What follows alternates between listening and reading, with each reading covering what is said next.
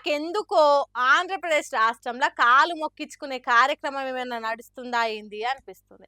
మొన్న గురు పౌర్ణమి రోజున పున్నమి చంద్రుని దర్శన భాగ్యం కలిగింది. అందరి తరపున చంద్రబాబు కాలు తాకుతున్నా అని ఓ మహిళ కాలు మొక్కింది. ఇగో ఇప్పుడు కూడా చంద్రబాబు కాళ్ళు బడి పిల్లలతో సహా తల్లి కూడా మొక్కింది. ఇదంతా చూస్తుంటే సీఎంకు వందనం అనే కాలు మొక్కే కార్యం ఏమైనా పెట్టిండ్రా ఏంది అనిపిస్తున్నది నాకు. చేసింది గోరంతా చెప్పేది కొండంత అన్నట్టున్నాయట ఏపీ సర్కార్ పనులు. దానికి తగ్గట్టు సీఎం చంద్రబాబు సర్కార్ బడులలో చదివే పిల్లలతోని వాళ్ళ తల్లులతోని కాలు మొక్కించుకునుడు ఎక్కువ అవుతున్నది. ఏడ చంద్రబాబు ఎదురైతే అక్కడనే కాలు మొక్కాలి అని బాగా నేర్పినట్టు జనాలకు కనిపిస్తే చాలు కాలు మొక్కుతున్నారు. తల్లికి వందనం అనే పథకము మంత్రి లోకేష్ ఆలోచనతోనే అని గప్పాలు కొట్టినట్టు చెప్పిండు చంద్రబాబు.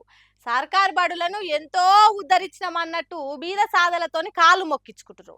పాపం అమాయక జనాలు ఏం చెప్తే గదే చేస్తున్నారు. ఓట్లేసి గెలిపించిన నాయకులను ఎన్నుకున్నది మనకు సేవ చేసేతానికి, అంతేగాని మనం వాళ్ళు కాలు మొక్కేతానికి కాదనేది తెలియని జనము వాళ్లకు వంగి వంగి కాలు మొక్కుతురు. సరే, విద్యాశాఖ మంత్రి నారా లోకేష్ తల్లికి వందనం అనే మంచి ఆలోచననే కావచ్చు. అది మంచిదే. అయితే ఏపీ సర్కార్ బడులలో చదివే పిల్లల సంఖ్య పెరగాలే కదా. ప్రైవేట్ బడులలో చదివించే తల్లిదండ్రులు వచ్చి కాలు మొక్కాలే కదా. మాకు ఫీజులు కట్టే కష్టం లేకుండా చేసినావు, ప్రభుత్వ బడులలోనే కార్పొరేట్ కాన్వెంట్ చదువులు చెప్పిస్తున్నామని ఆకాశానికి ఎత్తాలే కదా. మరి అట్లా ఎక్కడన్నా జరిగిందా? ఉన్న ప్రభుత్వ బడులలో పిల్లలే టీసీలు తీసుకొని ప్రైవేట్ బడులకు చేరికవుతున్నారు. చంద్రబాబు నాయుడు సీఎం అయినాక 4750 బడులల్లో కొత్త ఒక్క విద్యార్థి కూడా చేరలేదు. అంతకు ముందు 35 లక్షల మంది చదివే సర్కార్ బడి పిల్లలు ఇప్పుడు 32 లక్షలకు తగ్గినరట. చూడుండ్రి ఎట్లున్నదో విద్యాశాఖ పనితీరు. గడియ రికాం లేదు, గవ్వర ఆకలేదు అన్నట్టు చెప్పుడు పెద్ద డప్పు కొట్టినట్టు చెప్తుర్రు. ఫలితం మాత్రం పెద్ద గుండుసున్న తీరుగున్నది. ఆ సక్కదనానికి అయ్యా కొడుకులు ఇద్దరు ప్రభుత్వ బడులు తిరుగుతున్నారు, ప్రజలతోని కాలు మొక్కించుకుంటారు. ఏందయ్యా చంద్రబాబు ఇది అంటున్నారట. ఈ కాలు మొక్కించుకునే పథకాన్ని చూస్తున్న ఏపీ జనాలే. బీజేపీ ఎమ్మెల్యే రాజాసింగ్ పార్టీకి రాజీనామా చేసిండు కదా.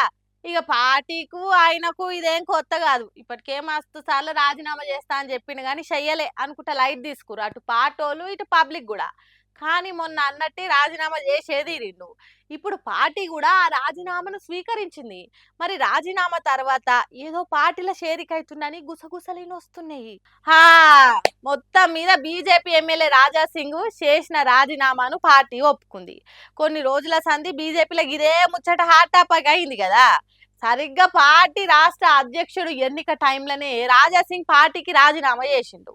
ఉత్తగా పెన్నుతోని రాజీనామా లెటర్ మీద సంతకం చేసుడే కాదు, కొన్ని మాటలు కూడా ఇడ్చిండు. పార్టీలో ఏమైంది, ఎసొంటి రాజకీయం నడుస్తుంది అనుకుంటా గట్టిగా వాదిచ్చి చల్ ఈ పార్టీకి ఓ పెద్ద దండం, ఇలా నేను ఉండనే అని వెళ్ళిపోయిండు. అట్లా పోయేటోడు ఒక పార్టీ గురించి, పార్టీ లీడర్ల గురించి ఆయన మాట్లాడిన తీరు మీద అటు హైకమాండ్ అంతా అగ్గి మీద గుగ్గిలమయ్యారు. అందుకే ఈ ముచ్చటనే ఎప్పట్లెక్కనే ఎత్తికి వదిలేయకుండా ఆరాదీసి నడ్డా రాజీనామా ఆమోదించిండు. అదొక్కటే కాదు, బీజేపీ నుంచి ఎమ్మెల్యే పదవి వచ్చింది కాబట్టి రాజాసింగ్ ఎమ్మెల్యే పదవి మీద అనర్హత వేటు వేసేటట్టు స్పీకర్కు లేఖ రాయాలని పార్టీ డిసైడ్ అయిందట. ఆ ముచ్చట అట్లుంటే ఇటు రాజాసింగ్ ఉత్త ఊకునేటోడు కాదాయే.